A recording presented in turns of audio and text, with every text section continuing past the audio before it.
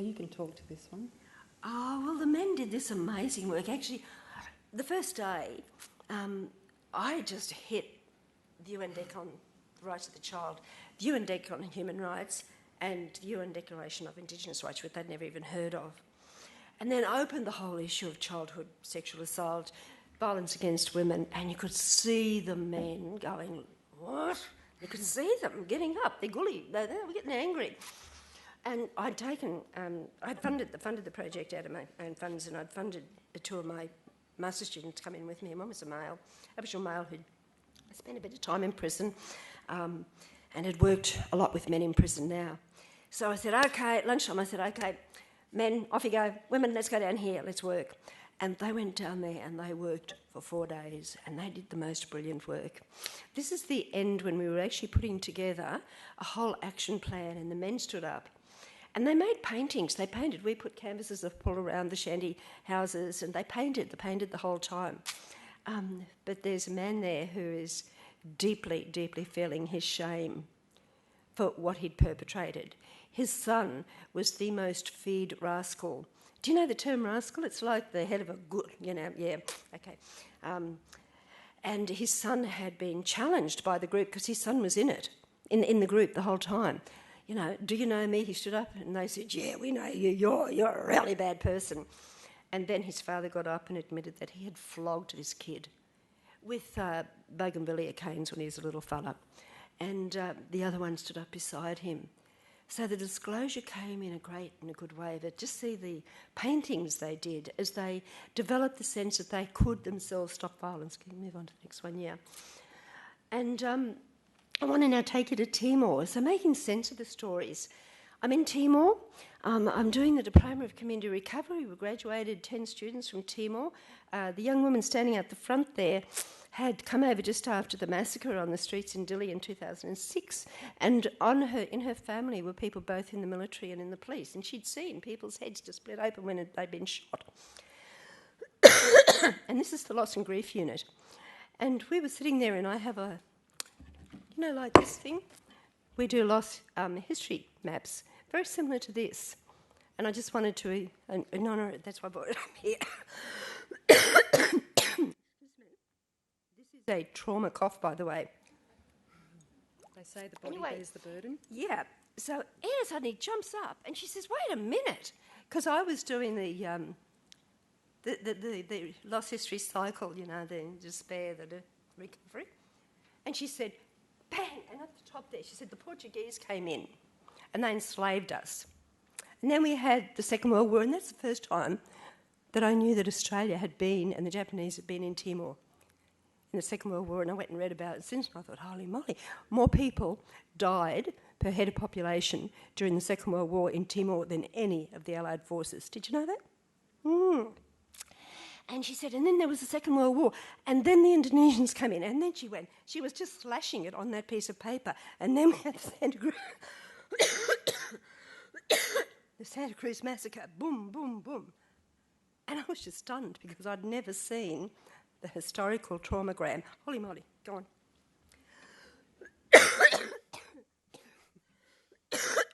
Still a daughter, aren't I? This is the, moving through the layers of loss and grief. So just move on now. We'll just keep going quickly. We've got 5 minutes. Just maybe make a point of where there is anger, there is always grief underneath that. And that's what I found with the men. Their anger was... there was a gentleness under that, and there was sadness. And if you can get people into the grief, you can work with them. I love anger. So what we've got now is we've got a new paradigm, an educational paradigm. There will never be in third world countries, and in Australia, Aboriginal Australia, there will never be all of the experts, the skilled clinicians, the psychiatrists, the psychologists, and all the social workers that are absolutely critically needed in disaster zones, trauma zones, colonised places. And I thought about this long and hard and decided I wanted an educational model. But I wanted an educational model that linked education to healing, therapy. So we developed this thing called Educaring. And where there is a hurt, there has to be a healing. And you know, Aboriginal people cannot access the services that they have a right to as citizens of this country on the whole. So they can access education. So let's see what we can do with that. And I also, just keep moving because I'm going to keep talking to these slides. Keep flicking it. So look, this is part of a scene in one of my units of study. And again, this is in Timor. I believe that what you have learned, you can teach. Your educational experiences are what you've learned through life. And you can teach it well. That is why consumer-based care and trauma-centred care is so important. So this is a Timor group. They wanted to know how their community could recover. And I said, here's your canvas, paint it for me. So I sat down while they painted and they talked with each other. They were in this really deep reflective discussion. Just look, in the centre they've painted the children. The second circle is the family starting to look after the children in a different way. And around the edge is the older people in the communities. And right around the edge of the canvas is all of the other services they need. However, what these group of students said to me at this time, which just blew me out, because I've never had this question from any Australian student that I've taught, and I've taught psychiatrists, I've taught at postgrad level. What's the difference, Judy, between historical trauma, social trauma and cultural trauma? And we had a whole day's discussion about that. Think about it. I'm not answering it here. And then they said to me, what's the difference between loss and grief? Victimisation and traumatisation. So for Aboriginal people, we talk a lot about the loss and grief in our lives. But you know what? What is tangled up in that, and this is the complexity of it, is the victimisation. Frank Oxford writes some beautiful stuff about that. Have a look at it. There's a difference between losing somebody and being violated and traumatisation. So there's a complexity in the three. Keep going. Yeah, so this is what I found in my PhD. This is what I found I had to be aware of as people. Aboriginal people were working through. There was an awakening. An awakening there's something more in our life than what we actually think that is there. And they want something. And the tragedy is I've seen it over and over and over again. I've seen whole communities ask for government help and the government has said, oh, we're not quite ready yet. Oh, no, that's not what you actually need, and then dish something else out on them. In fact, what I would say, that much of the Aboriginal programs that we're being dished out on at the moment are re-traumatising. That healing is community support. Now, I'm not kind of getting complex about what community is. It can be you and me. It's how we build relationships. Rebuilding a sense of family and community and healing. Healing as an ever-deepening self-knowledge. And I've been rung up at 3 o'clock in the morning by one of my students saying, you know what we were talking about today, Judy, in class? I rang my mother last night and I found this out, and you know what? I didn't know that, and she didn't understand that this is why my behaviours are like they are. It's great when people start to find their own answers to the things that have been happening in their own lives. We have a ceremony in all the things that we do. I open all my classes with the smoking and the reading of Educaring. Strengthening cultural and spiritual identity. Healing. I want to finish by just referring to Richard Molliker's work, a psychiatrist from Harvard University, who's been was ostracised by so many other psychiatrists because he came up with a different model.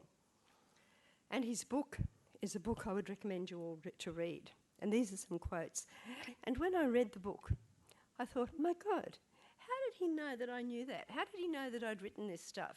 It's really good when you connect with other people who kind of share your language. These stories are historical because the storyteller believes that the story is not just about him or herself, but also about her culture, and his society. The traumatised people voice the same aim, the same request for help with self-healing. They don't want to give their power away. They want you to walk alongside them and be with them. And it's a joint journey of self-discovery. The healer has to place him or herself as close as possible to the pain and the suffering of the traumatised person in order to take in the revealed truth. This process becomes the foundation of all healing actions. Next one. this was the basis of what we wanted to say.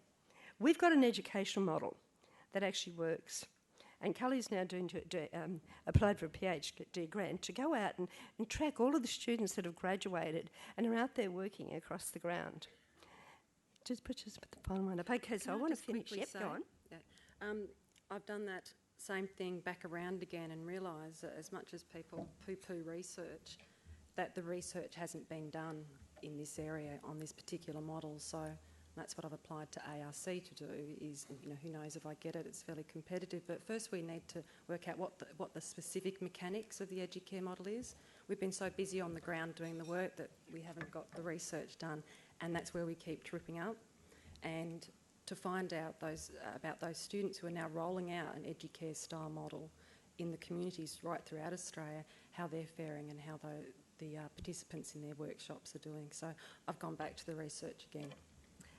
So I want to finish now with a story, just to finish it off. Take 2 minutes. I was called into a community in 2007 after a little girl of 14 had suicided. She'd hung herself. She'd been bashed, stabbed, raped, and she was pregnant. And the government said it was too dicey to do anything at that stage because it might distress the community if we actually did an intervention. But the community of 230 people, it was in South Australia, had a meeting, put some money together, and for 3 weeks they pestered me to come, and I was exhausted. But they said, look, we've got $2,300 we'll give you if you come, Judy. So I flew in. I did the meeting, yep. I know I'm finished. And I went in and I finished it. I was in there for 6 days. They said to me that the violence that had been going on after this little girl, there was a lot of other things. There was a lot of other kids who were involved in all of this kind of abuse that had happened. I flew home. And it was just on Christmas, and the whole family had come together. My mum was there, my other kids were there, Callie was there. And I got really sick. So I kind of went off down to the dam into the caravan and curled up in there. And I can remember laying in that bed, getting out every so often and coughing and spewing, and just curling up in the bed and just saying, I thought I was going crazy because I just kept saying to myself, I wish I was dead. I wish I was dead. I wish I was dead. And my youngest daughter, who's an environmental scientist and toxicologist, decided there was something wrong with the water. That was what was making me sick. So she and my husband got into a big fight because my husband said, do you think that, I don't look after your mum? And my mother was kind of going around saying, somebody's got to do something about Judy. But this one decided that what she would do was each night when the family was eating would come down and just make sure that I had something to eat. She would bring a meal down to the... And I was there for about a week and a half, and then I got out of bed and I was fine again. I've got this cough, and I'm really bad at the moment. I had a meal last night and went up to my room and just spewed them. And this morning I woke up about 3 o'clock in the morning, I lay in bed and I thought, I have just finished writing another report about that community. My point is this, look after yourself. Self-care is important. Know that when your body gets sick, it's in response to the trauma you carry yourself from what you're working with. Thank you from both of us. Thank you.